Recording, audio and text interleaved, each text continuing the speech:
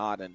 And you know, I don't know if we're gonna get a replay of that previous fight, but like one of the biggest questions is how does Flocon survive for as long as he does? He does his best Raptors impersonation, and he sits in that corner and somehow survives. That is probably the biggest thing. Why don't you walk us through it? Okay, so what exactly happened here? I mean, they're just split. I mean, I think this is fine. Karma's in a great spot. Bruness gets caught again, which is a big problem.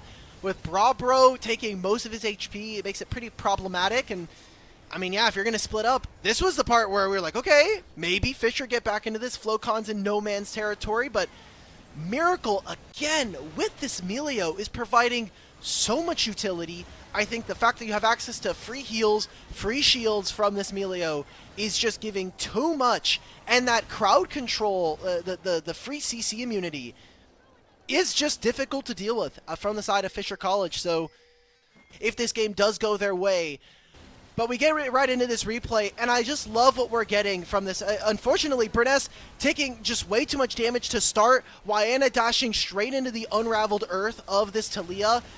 And like I was saying before, for Miracle, being able to get revenge, being able to, I think, lead this team where, talking to him earlier, he said that he got carried last year by Rockboom. I feel like a lot of teams last year did the same. Taken down in the end. There's so much going on and so little. Let's take a look at what happened in the replay. The initial kill comes through onto Rippy. It's looking really good, but then nice hooks here coming up from Clyde. Gets the kill on only 35.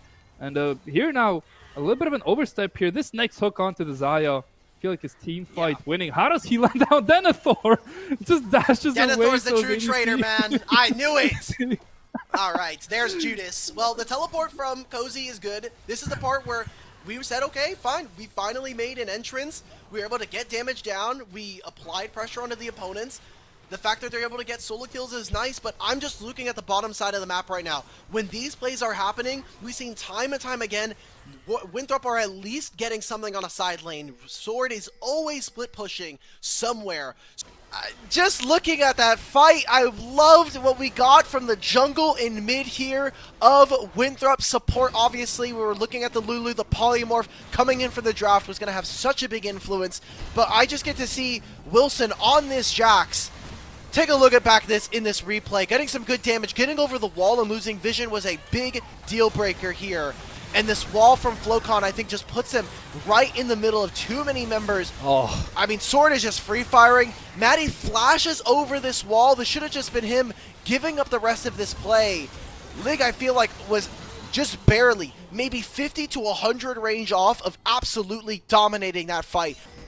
Gonna be traded for part of that bot lane turret going down, however, was not completed by Flocon as Sword came in with the teleport, and now that actually gives Winthrop a timer around the dragon. So that is what St. Clair sacrificed to make that play, but it was a very nice play that found themselves some goals on some priority targets. Yeah, they were able to take down Wilson. Also, finding Denethor, I think, is fine. All of this gold going on the Lig is even greater. Being able to contest some of this camps, great for Maddie individually, but I'm looking at the map right now. Winthrop able to take this dragon. Nobody has ultis.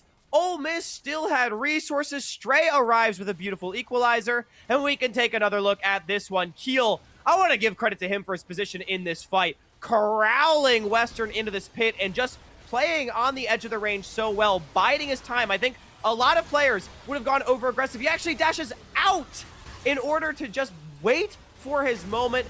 Everybody gets low thanks to the AoE of this Syndra and this Rumble. Keel flies in to clean it up. Really nicely executed from Ole Miss to pick up the ace.